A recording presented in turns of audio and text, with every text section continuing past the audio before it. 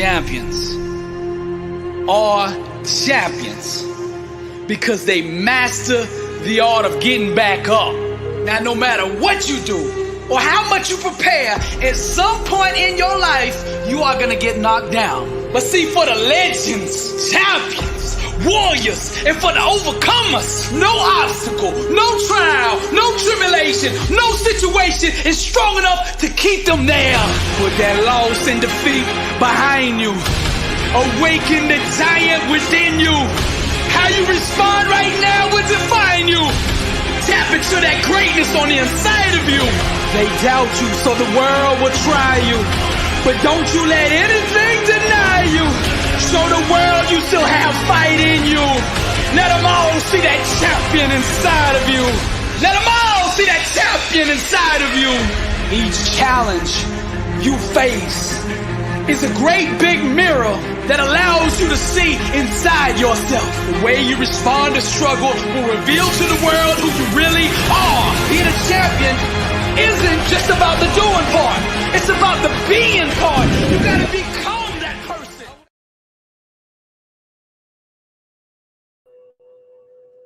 Happy Thursday, beautiful people. Happy Thursday. Happy Thursday.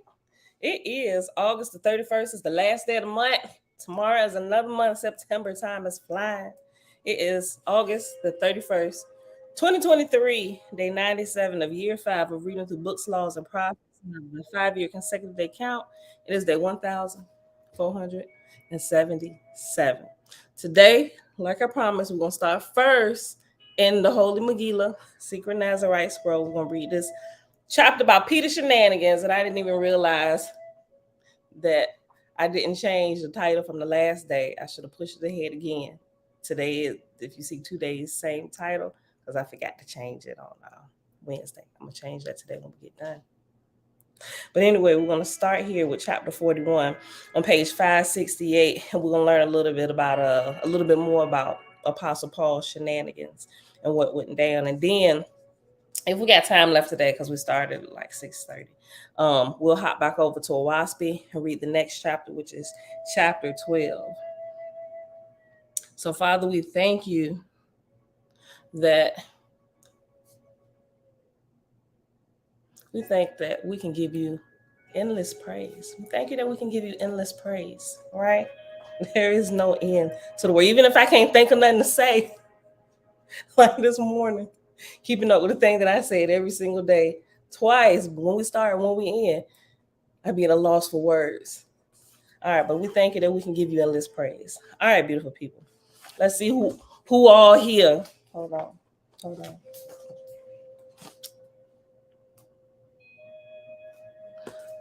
All right, beautiful people. BC, what's going on, fam? Good day. Tabitha, greetings to all the beloveds in EO. Nazarite, Saint, Grand Rising, Creator Gang, Family Lamb.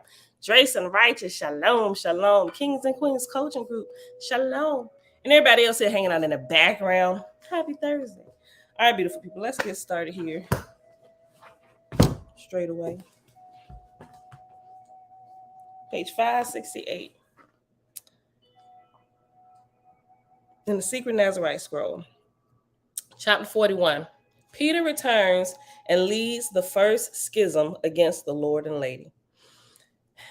That night, the 50 and the 12 and the 7 with John, Yeshua, and Miriam shared one encampment. Behold, Peter the Ebionite entered the encampment in the late evening, many hours after the baptism of the Lord and Lady. So real quick recap. Right? Because it's been a minute since we've been here. All right. So remember when Peter first met Yeshua, he met him at this little place. I forget the place he had stopped. Little place he stopped at. And by the time he arrived, he was already there talking to a group of guys, not the 12 disciples. He ain't even came upon them. He hadn't even come upon them yet. But he was listening to him talk and teach, and it was asking him questions. It was like, this dude sound like he really know what he's talking about. So he had a little conversation with him. They got to talking over the night, the next couple of days, and he realized Peter was one of them dudes that didn't like women. Yeshua realized that, right? He was like, well, listen, Peter's like, listen, you know what? And he had already had this this plan that he had concocted himself, because he heard about him. He didn't just happen upon him. He knew he was going to be there. So he actually went searching him out. Peter went searching out Yeshua, because he said that he wanted to meet the man that was going to go down in history, that he was going to be the successor of, right? And so Peter assumed to be the successor of Yeshua. He said, but I'm gonna let him catch all the flack while I come in and change everything and everybody look up to me. It sort of kind of worked out that way. I don't think Peter's, well, in some places, Peter's name is praised above all others, right? So in some places his plan worked, but for the most part it didn't. But a lot of it did make it into the New Testament, right? So as we read through some of this, we'll see, and there's a whole big chunk of detail in a footnote that we're going to get to as well. We're going to read about Peter and Paul and what they did and how it made its way into the Church of the Nicene Fathers Bible, which everybody got today, called the Holy Bible. I'm sorry, King James Version. That's what they call it. All right, let me just start over. Verse 1. That night, the 50 and the 12 and the 7, with John, Yeshua, and Miriam, shared one encampment. Behold, Peter the Ebionite entered the encampment in the late evening, many hours after the baptism of the Lord and Lady. Peter began demanding that he be told what had occurred this day in his absence. Like, bro, who is you? We ain't got to tell you nothing. Avia, shalom, shalom. Derek, what's going on, fam? Peter began demanding that he be told what had occurred this day in his absence. For prior to being gone this one day, Peter had stayed in the encampment of John the Baptist for 1 week. During the time of the great miracle of the walking on the water, Peter had been gone to seek food supplies. For lo, the 50 and John had been fasting, but Peter quit the fast and went to find fish. See, you already in the wrong, bruh. You're going to find flesh foods. For lo, the 50 and John had been fasting, but Peter quit the fast and went to find fish. For though Peter proclaimed himself a vegetarian, he yet ate fish and greatly desired to devour some. Also, I'm not sure if this is going to get in detail here, but he is the one who, in a New Testament,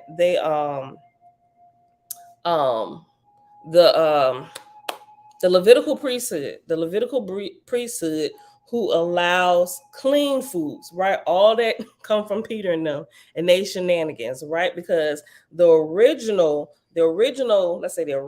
Israelites, they never ate flesh foods, right? But you got the Levitical priesthood, who was really the Aaronite priesthood. In the Bible, they call it the Levitical priesthood, but it was really all under the command of Aaron. And that Torah, most of it is not from Moses, if you do a little bit of studying. So now, having returned and noticed the addition of 21 persons, the Lord and his 12, plus the lady and her. Okay, so I messed up at the beginning. Okay, so I guess his 12 was with him. I thought, you know what? I'm mixing up the scriptures in the Bible. They had Halajah 4. Okay, all right. Belay my last. Now, having returned and noticed the addition of 21 persons, the Lord and his 12, plus the lady and her 7, Peter pondered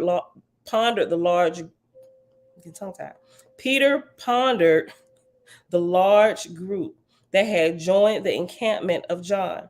With great indignation, Peter snorted in scorn when he noticed that the tents of the newly arrived unmarried women were not separated from the tents of the newly arrived men. Peter believed this to be unholy. In the late night, while most slept, Peter crept into the region of the encampment occupied by the tents of the newcomers. He placed his ear to the side of each tent, listening for the sounds of illicit fornication. Nah, bro, you was just trying to see something. Peter had a porn problem. Can't read it. He placed his ear to the side of each tent, listening for the sounds of illicit fornication. When he placed his ear to the tent of the Lord and Lady, behold, what? Well, bro, listen, you got what you asked for, and it was the Lord. Listen to this, y'all. Hold up. You can clearly say I have not read ahead. Listen. He placed his ear to the side of each tent, listening for the sounds of illicit fornication. When he placed his ear to the tent of the Lord and Lady, behold, Peter heard the sounds of sexual embrace. Within himself, Peter said, "Tomorrow I will expose their shame to the entire encampment and declare myself the new leader, for I am the Jacob, the successor of the office." For I am the Jacob, the successor to the office of true prophet. And the second is always greater than the first. He proclaiming himself to be greater than the great teacher who was getting his groove on with his lady. Easy. What's going on, fam? Oh, he got more than an earful. Just me, Shalom. FS Drathio. I'm sorry. I just skipped the whole F. Like the Drathio. You still ain't telling me how to pronounce that. So I'm going to just say Drathio in the house. What's going on? We're in Rising, fam. Okay, listen. Let's go back. Let's go back and read this blasphemous text. This is funny to me because reading through the King James Version Bible pretty much all my life, and then going out reading other stuff and realizing that Yeshua wasn't this monk, and you can find it in a couple different versions, right? Some of them we haven't read here. This is the first one of that nature that we're reading. All right, listen. With great indignation, Peter snorted in scorn when he noticed that the tents of the newly arrived unmarried women were not separated from the tents of the newly arrived men. Peter believed this to be unholy. In the late night, while most slept, Peter crept into the region of the encampment occupied by the tents of the newcomers. He placed his ear to the side of each tent, listening for the sounds of illicit fornication. When he placed his ear to the tent of the Lord and Lady, behold, Peter heard the sounds of sexual embrace. Within himself, Peter said, "Tomorrow I will expose their shame to the entire encampment and declare myself the new leader. For I am the Jacob, the successor to the office of the true prophet. And the second is always greater than the first." In the morning, Peter called a meeting of the entire encampment and declared, "I arrived late last night and I was told that a miracle had occurred." Yep, the Holy Grail was conceived. Listen. I was told that the assembly witnessed John and also the newcomers Yeshua and Miriam walk upon water. But in the morning light reveals a dark secret. Unmarried men and women sleeping too near one another. And in more than one bed, I am certain that illicit fornication occurred. Behold, when I placed my ear to the tent of Yeshua and Miriam, who are unwed, I heard the sounds of lovemaking, illegal and shameful for the unmarried. And my teacher of 1 week, John the Baptizer, is guilty of polluting this sacred pool with the flesh of a woman who is a fornicator and who claims the right of women to the priesthood. Wherefore, I declare myself the successor of Yeshua and John, for it has been revealed to me in a dream that I will be the successor of both John the Baptist and Yeshua the Messiah. But I will take the teachings not to the Gentiles, neither to the Nazarenes, but to the Aaronites. Right? See, because he already knew that the Aaronites, they are, I ain't gonna say they're completely against women. They like James from Good Times, the kitchen and the bedroom, Florida, the kitchen and the bedroom. So anything else other than that you gonna tell a Aaronite or an Israelite, we got problems with the women, right? They can cook for us in the kitchen and they can make our flesh feel good in the bedroom, just like Florida Evans. I no longer agree with that, right? Clearly, I don't think I've ever agreed with that. That's been one of my main questions to the great creator, well, did you make us any less? Well, why they get to do everything? Not that, they shouldn't. And I wasn't one of the ones, equal rights for women, not really overboard like that. Because I feel like men should be used for their strengths and women should be used for their strengths. I ain't trying to be no man and lift and flip cars over, right? We weren't created to be that way. We were created perfectly with our feminine energy and then with their masculine energy to compensate and to that's not the word I was looking for, to complement one another in a different way, but perfectly together. Just like a male plug enters a female socket and voila, you get power, just like that, right? Listen.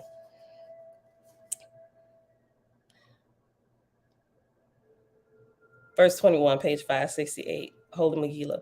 Behold, when I placed my ear to the tent of Yeshua and Miriam, who are unwed, I heard the sounds of lovemaking, illegal and shameful for the unmarried. And my teacher of 1 week, John the Baptizer, is guilty of polluting this sacred pool with the flesh of a woman who is a fornicator and who claims the right to women to the priesthood. Wherefore I declare myself the successor of Yeshua and John. You the one that just broke the fast and went to eat fish. Okay. Let us know how to work out. For it has been revealed to me in a dream that I will be the successor of both John the Baptist and Yeshua the Messiah. But I will take the teachings not to the Gentiles, neither to the Nazarenes, but to the Aaronites. According to my doctrine of the true prophet, each prophet, remember, his doctrine, not anybody else. This is what he thought up himself. Mom, shalom, shalom.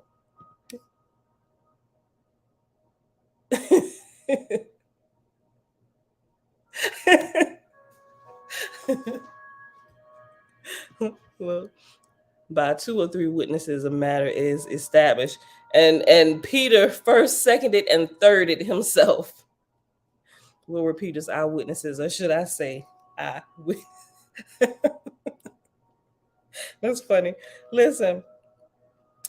According to my doctrine of the true prophet, each prophet is succeeded by a greater prophet who is called Ha-Yaakov, which means the successor. I acknowledge that Yeshua was the Christ of God and that I am his successor. I acknowledge that John was a prophet and that I am his successor. Behold, though Yeshua and John have both fallen, I will now raise them from the dead. But before I pronounce them clean to serve me in my ministry, I must be given the secret of walking on water. Isn't the person that supersedes us? Aren't you supposed to already know all this? Why we got to teach you? No, bro. No. And especially for you to be talking as bold as you are, you talking like you already got walking on water powers. But before I pronounce them clean to serve me in my ministry, I must be given the secret of walking on water. For as their Yaakov, I am entitled to all that they possessed, even their magic.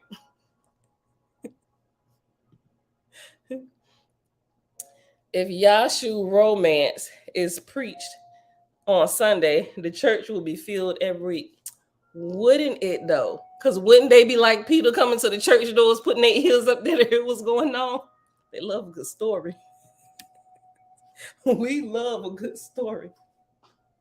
Listen.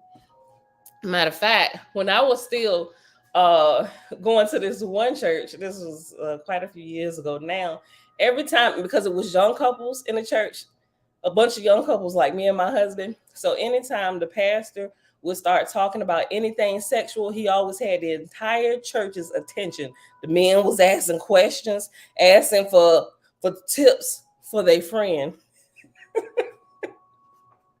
He always had our full attention. So I'm sure the church will be packed every Sunday. Let them promote that on social media. Oh, yeah.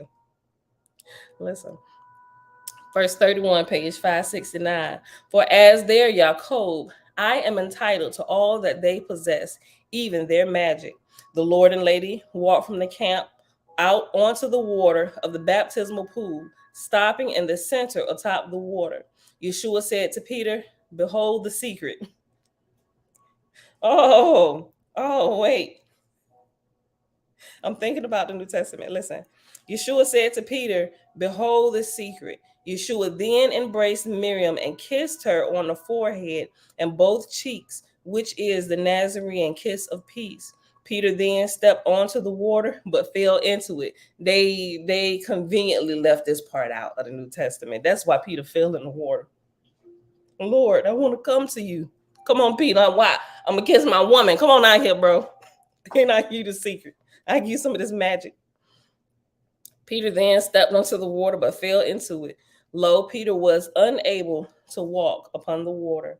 Miriam said, "When you embrace," say it, sis, "when you embrace the divine feminine within and find her throne next to the throne of the divine masculine and stand in the place." Hold up. Listen to this. Listen to this. Let me highlight this. Hold on. Listen to this. Oh, listen to how he broke the secret down. Well, Miriam, listen. That was the secret when he kissed her. Oh my gosh. Listen. I wasn't ready for that. Listen, hold on. Even though I just explained it, I wasn't ready for how she about to explain this. Listen to this. Look. I like you use my term. Yeah, Peter was ear hustling. Look, okay, look, listen to this. Let me go back to verse 32. 31. For as their Jacob or their successor, I am entitled to all that they possess, even their magic. Okay, let's go. The Lord and Lady walked from the camp out onto the water of the baptismal pool, stopping in the center atop the water. Yeshua said to Peter, "Behold the secret." Yeshua then embraced Miriam and kissed her on the forehead and both cheeks, which is the Nazarene kiss of peace. Peter then stepped onto the water, but fell into it. Lo, Peter was unable to walk upon the water. Miriam said, "When you embrace the divine feminine within and find her throne next to the throne of divine masculine and stand in the place of balance, that is the center and the circumference, then and only then can you walk on water in the manner of the Lord and Lady and the baptizer." Because remember, it wasn't just them walking on water. John the Baptist was walking on the water too. Well, how he ain't fall in the water? Well, he did. He ain't got nothing against women, so he was baptizing them too, right? He was balanced. He saw no difference, right? Not like the Aaronites. The lovers of the Torah do, right? I mean, not all of us that, because we still learn them. Like, what, the Torah? Yep, pay attention. If you read it enough and study it, you're going to start seeing something is wrong with it, just like we did with the New Testament. But you got to read it a lot and really pay attention and start studying some of the stuff. Look, listen to this. When you embrace the divine feminine within and find her throne next to the throne of the divine masculine and stand in the place of balance, that is the center and the circumference, then and only then can you walk on the water in the manner of the Lord and Lady and the baptizer. Even so, we can teach you another way to walk on water, that way being by the help of your friends in the way of Christ. But even that manner of walking on water is yet beyond your attainment. For behold, until you become an empty wine bag, you cannot receive new wine. Now you are full of opinions about this and that, some correct and some false. How can you be the successor of that which is beyond you on the ladder of consciousness? Girl.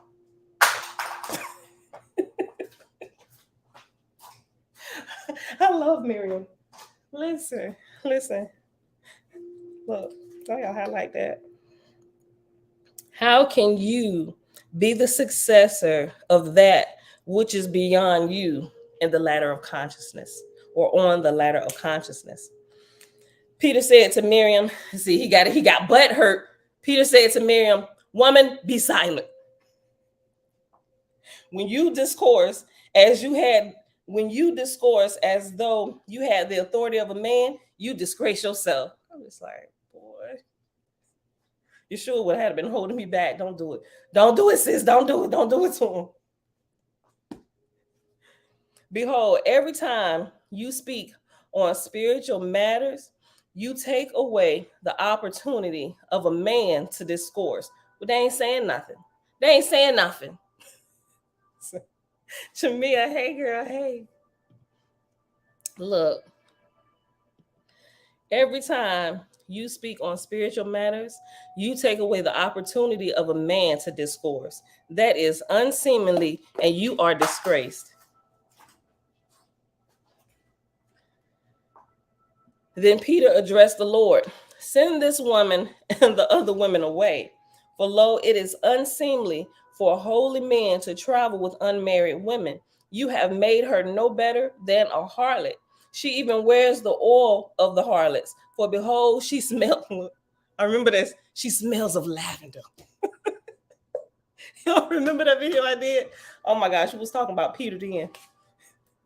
Get her out of here. Well, first of all, how you know what harlots smell like, Peter? They smell like lavender. Oh, get them out of here. Get them out of here. Listen. She even wears the oil of the harlots. For behold, she smells of lavender. Yeshua replied to Peter, Miriam of Magdala is the dove of Jalah, my Janah, my eternal wife. She is my eternal lover. Miriam and I were wedded long before this world came into being. Behold, Miriam and I are forever wed, without a pause, even when we come to a new world. For lo, why would a happy couple like us let anything harm our pre-existing, never to be severed marriage vows? Taking a new incarnation does not sever our marriage vows, even if we are unusual in that marriage agreement. Nevertheless, we plan on being wed in a human manner at Cana. That's when we realized not too long ago that this wedding that he performed, this miracle at, I got some more wine. Hold up. That was his wedding. They never said who wedding it was, but as we get some more of this information and what's happening here, and we add the women back into the mix, some of these Bible stories in the King James Version start to make a little bit more sense. And it takes on a whole different story than what we've been taught to read, right? Listen. Verse 53. Behold, Miriam and I are forever wed, without a pause, even when we come to a new world. For lo, why would a happy couple like us let anything harm our pre-existing, never to be severed marriage vows? Taking a new incarnation does not sever our marriage vows, even if we are unusual in that marriage agreement. Nevertheless, we plan on being wed in human manner at Cana. Behold, Jacob means heel catcher. It cannot, it not only, hold on. Oh, shoot. Set them straight. Set them straight. Look. Behold, Jacob means heel catcher. It not only can be interpreted as successor, but also as a follower. So maybe, Peter, you interpreted your dream wrong. You should be following me. Until you first follow, you cannot be the successor. For only one who walks the way can know the way, and only one who knows the way can teach the way, and only one that is trusted with the keys to the ascending heavens. And only that one is trusted with the keys to the ascending heavens. Behold, when you hear the rhythm of the love making of the Lord and Lady and recognize it as your own heartbeat, yea, and as the heartbeat of the great dance, then you will be a true prophet. But right now you're ear hustling, trying to get your fix. Because for real, secretly, you don't really want to be every night. You want a woman in your bed every night.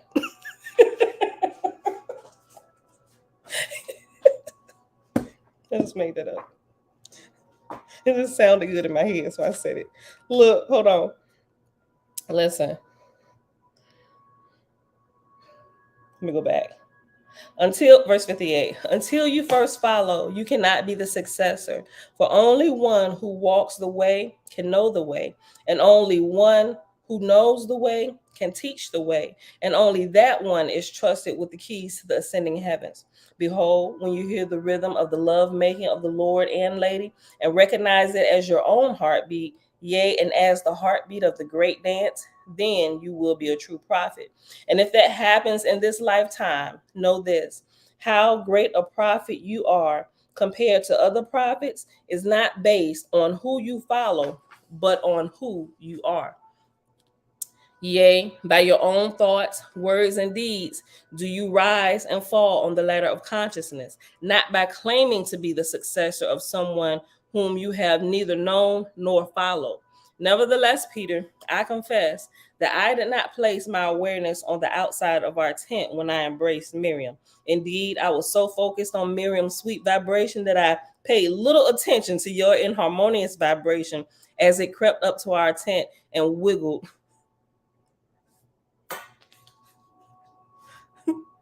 That's a weird statement. Listen, I mean, I guess not, but listen. Indeed, I was so focused on Miriam's sweet vibration that I paid little attention to your inharmonious vibration as it crept up to our tent and wiggled in the outer darkness. For when I meditate in this way with Miriam, I place my attention on her. That's right. I'm telling you, it's the best meditation ever. Especially if you both are on the same page spiritually and realizing that the actual climax is actually, it can be a tool if you allow it, right? And if you learn how to reach that place together, like literally, some people say I saw the heavens open up. Like seriously, that is a real thing. Like if you go in there on purpose and not just to relax your flesh, right? Boy, y'all can pull out answers from the ether like nobody's business if you learn how to do that. And you in a meditative state, just like plugging into the power source, literally. Listen, that's beautiful, just me. Very rare you hear folks speak this way. Let me see that one. Hold on. And the flesh that you desire will be a woman instead of the meat you eat. Right, Avi? Okay, I see why Tabitha was saying that. Look, okay. Yeah, he was. Jameer. He was putting in that work. Listen, I was so focused on my woman here. I wouldn't even think about you, bro. Look. Hold on. Verse 66. 65. Nevertheless, Peter, I confess that I did not place my awareness on the outside of our tent when I embraced Miriam. Indeed, I was so focused on Miriam's sweet vibration that I paid little attention to your inharmonious vibration as it crept up to our tent and wiggled in the outer darkness. For when I meditate in this way with Miriam, I place my attention on her. Yea, when I embrace my wife, she has my undivided attention. Lo, turn over a stone, and there you will see our embrace. Look up at the stars, and there we make love. Look up at the stars, and there we make love. Okay, I'm reading this wrong. Let's go back. Okay, hold up. I got it now. Hold up. Okay. Yea, when I embrace my wife, she has my undivided attention. Lo, turn over a stone, and there you see our embrace. Look up at the stars, and there we make love. Split a log, and there is, I am, emanating the masculine and feminine principles that we are. Woe to the world if the Lord and Lady cease our eternal embrace, for then would the end of the great dance that give. For then, hold on, let me read it again. Woe to the world if the Lord and Lady cease our eternal embrace, for then would the end, hold on, for then would end. Okay, I'm still reading too fast. I'm sorry, y'all. Woe to the world if the Lord and Lady cease our eternal embrace, for then would the, I'm still reading this wrong. Hold on. I don't know why my eyes keep wanting to skip that. For then would end the great dance that gives birth to the all. Then Yeshua, as he often did, unashamedly before others, kissed Miriam on the lips. Peter shouted to the assembled encampment, any of you who choose to follow me and walk out of this congregation of ungodliness, do so now. He ain't listened to a word that was just spoken to him and demonstrated before him. Do so now, for God now appoints me as a successor to both Yeshua and John, for they have fallen and I am the next true prophet. Their teachings included truths that applied to all people, but their Nazarene beliefs got in the way of most people accepting those truths. That is where I come in. I will take their doctrine, throw out that which is too contrary for the Torah, and improve both the Nazarene and Aaronite religions. But I am not the one who will fulfill the Aaronite scriptures that declare that the Christ will be crucified, and a spear thrust in his side, and his robe divided amongst the crucifiers. No, I am the successor to that Messiah. Oh, so you want all the good stuff. You don't want to go through the hardships and trials to be Messiah. This year, everything changes. Okay. I got a few minutes left. We ain't gonna get to a waspy. We got 104 verses here, and we at 80. Let me read 79. But I am not the one who will fulfill the Aaronite scriptures that declare that the Christ will be crucified, and the spear thrust in his side, and his robe divided amongst the crucifiers. No, I am the successor to that Messiah. I will be his apostle to the Aaronites, and he will be the crucified lamb. He receives the supreme glory of being the crucified lamb of the scriptures, and I am his authorized successor. And my throne will be in Rome, for I am the one who will keep the peace between the Romans and this land. And I will preach that Christ was crucified for the sins of the people. I will be held as the foundation stone. Yep, that part made it in there. Peter, upon this rock shall I build my church, right? It made it in. It made it in. Some of it did. And my throne will be in Rome, for I am the one who will keep the peace between the Romans and this land. And I will preach that Christ was crucified for the sins of the people, and I will be held as the foundation stone. I will be the interpreter of the crucified Christ and will establish a universal church in his name. We see it all over the world today. And I will be its head. And that is according to the voice of God that came to me from the dark cloud within my dream. You should have tested that dream, buddy. As to his Nazarene followers who did not accept that I now sit in his chair, they will remain what they currently are, a persecuted minority sect that amounts to next to nothing. And the prophecy that I have just uttered is the word of God. Peter again shouted to the assembly of John, saying, I am Yaakov, the successor. Hear my words. For lo, I now know how to be spellbinding like Yeshua and John. For I met the prophet Aaron in my dream, and he gave me the keys to his system of magic. And I now bind you in my spell. But my spell leaves you free to choose in one regard.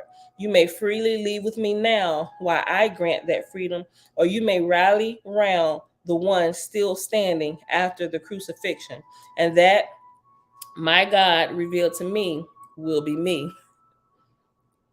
How then is that a choice? Like, really? Peter then stormed out of the encampment. One man followed.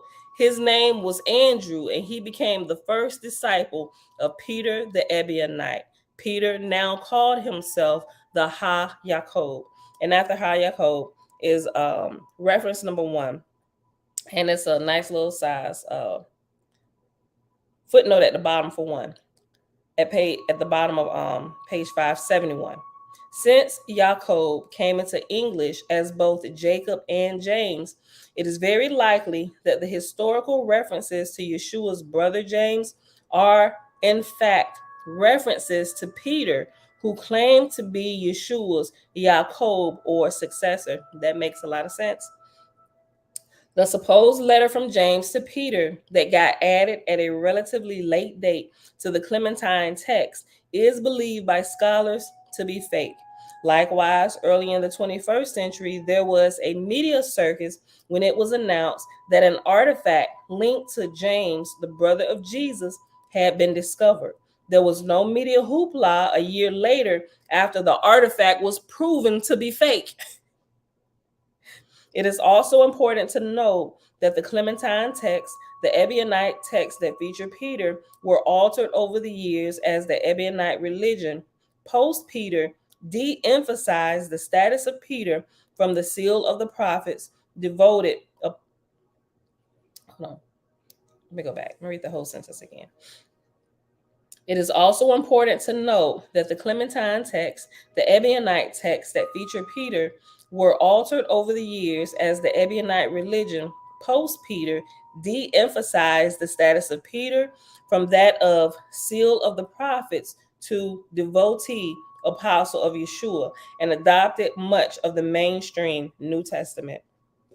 And that is the end of that footnote, and also the end of this chapter. I forget down in here where it's going to tell us when to go back there. It's going to tell us when to go to that footnote. So I'm not going to go back there because that footnote is probably like a whole reading time that we have just to get through that footnote about that. So we'll go to it when it comes up, when it tells us to. All right, y'all. So with that being said, we're gonna end this right here. It's 7:15. I know we got 45 minutes still on. We are only at 45 minutes here on the clock, but we're at 7:15, and this is literally the end of our time today. So now that we didn't get through that, when we come back tomorrow, we'll read the next chapter, or chapter 12 in Owafi, and then we'll read this next chapter, chapter 42 from the Holy Megillah, and this is only 44 verses, so I'm almost certain that we'll get a chance to read that, but let me not speak too soon. We'll see. All right, y'all. So with that being said, it is Thursday, August the 31st, 2023, day 97 of year 5 of reading through books, laws, and prophets, and of the 5-year consecutive day count. It is day 1477, and we read chapter 41 in the secret Nazarite scroll, also entitled the official title, the Holy Megillah. All right, y'all. So with that being said, Father, we thank you for the gradual uncovering of truth as we grow and as we develop, and the ability to accept the truth and now apply the principles of truth that we have learned to our life. And it causes us to adjust our beliefs, right? Now, after you start learning truth and you still choose to believe some of the lies that have been fabricated and placed in religious texts over time, that is your choice. But at that point, when you consciously decide to ignore the truth, at that point is when you stunt your spiritual growth, and you cannot grow past that point, right? So we find that a lot of people get stuck past this point. And there's a lot of teachers who actually still teach in churches of Jesus Christ, right? They act, some of, I ain't gonna say all of them, some of them actually know about this stuff, but they refuse to teach it. They refuse to teach it. Like, they refuse to teach the truth that they know, and keep teaching what they have been taught to teach, right? We're just gonna teach the status quo, right? And that's, first of all, not only is that dangerous, that's sick to me, right? It's sickening to my stomach, because that also tells me that you were just like this Peter we just read about. You just want the fame. You just want to pad your pockets. I even had one pastor tell me that it will split his membership. I'm like, and what if it does? Like a real pastor of a church. He wasn't my pastor. I just happened to be in communication. I asked, I was like, and you know this? Why aren't you teaching it? It will split my church. It's too divisive. It's what do you say? It's he didn't say divisive, but it was another word he used, but essentially he was saying it's too divisive. It was split his church. I'm just like, oh, buddy, you can get in trouble for that sometime down the line, right? And not that the Creator gonna punish you, but as people start finding out the truth, and know you knew the truth, now the highlight that they hold you in, they're going to begin to look at you like you are a liar. And if you knew the truth, why wouldn't you tell us? Even if you started out, when you first started out, you didn't know. But as you began to learn, I get not being too fast to tell people stuff when you find it out, because you yourself got to test, you got to do the research and stuff before you bring it before people. You know, I can see you was doing that, but you never told us. I don't even like, listen, I don't know what this means, but I'm still checking into it. Let me just let y'all know now. So maybe you have some insight, got some resources. Maybe you came across it. I just blow everything up. I just tell everything, you know, because I don't know everything. Maybe y'all can help me out. Give me some resources. But I was shocked because he said it would split his church. It was too divisive. I'm just like, sheesh, right? So we should all be responsible for our own spiritual growth and not completely rely on anybody else. Yes, we can use people, listen to them.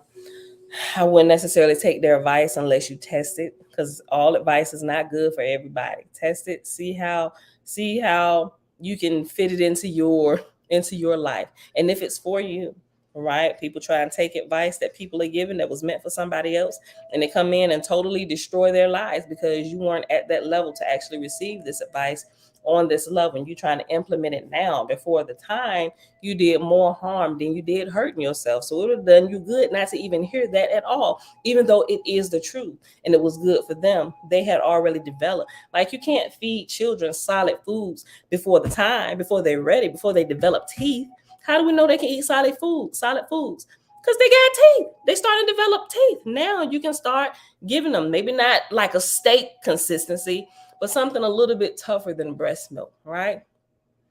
The Creator has created us with signals and warnings and how to know. But how to know when something is a go and when we can start trying something. We've been taught most of the time to ignore the signals, ignore the things right in front of our face, right? So what's good for me may not be good for you, because you may not have made it to this level that I'm at yet, and vice versa. It may not be good for me because I ain't there quite yet. I ain't trying to die before my time, right? But anyway, that's it, beautiful people. Yeah. His money would have been split. That's what I figured out, Nazarene scene. It ain't that his church would have been split. His pockets would have been split. Listen. All right, y'all, that's it for today. Such truth can cause an OCV knot in the churches. Member will attack their pastors. They absolutely will. Pitchforks and shovels and knives. Hey, Ray. Eternally curious. Peace, light, and love.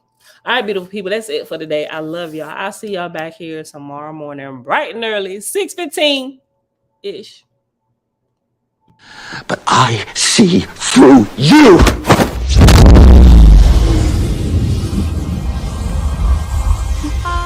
I'm from outer space. I got Milky Way for blood, evolution in my veins. I'm gold, I've been far away. I'm illuminated now, making moves. What did you just do to me? I pushed your astral form out of your physical form. What's in that tea? Psilocybin? LSD? It's just tea. With a little honey. What just happened? For a moment, you entered the astral dimension. What? A place where the soul exists apart from the body. Why are you doing this to me? To show you just how much you don't know. Open your eyes. Been dreaming about flying for a long time. I had a vision from the birds, they want a cold sign. What's happening? This isn't real, this isn't real, this isn't real, this is...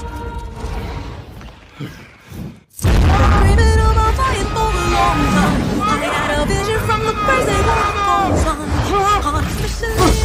His heart rate is getting dangerously high.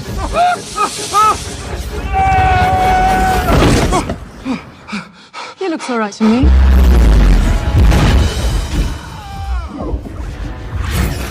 You think that this particular universe is all there is? I don't need gravity, I need What mysteries lie beyond the reach of your senses?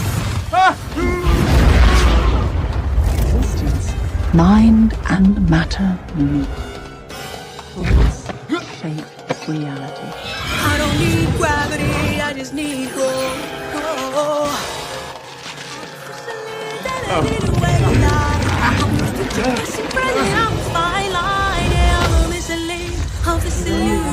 I am not really here, I'm an intrusion.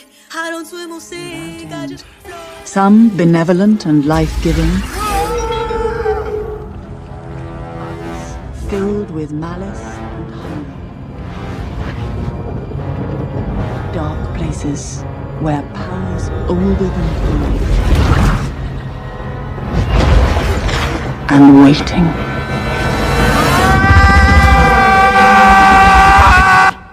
I don't swim or sink, I just float. Who are you in this vast multiverse? I don't need gravity, I just need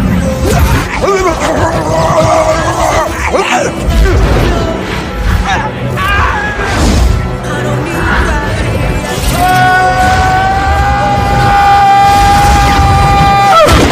need gravity, I just need growth. Have you seen that before in a gift shop?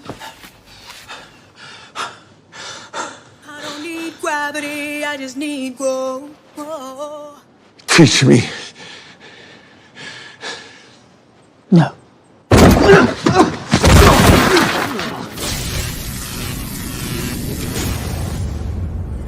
It's an earthquake rumble. I won't ever ever fall, never stumble. And I don't need to be humble. Break down walls like Jericho crumble.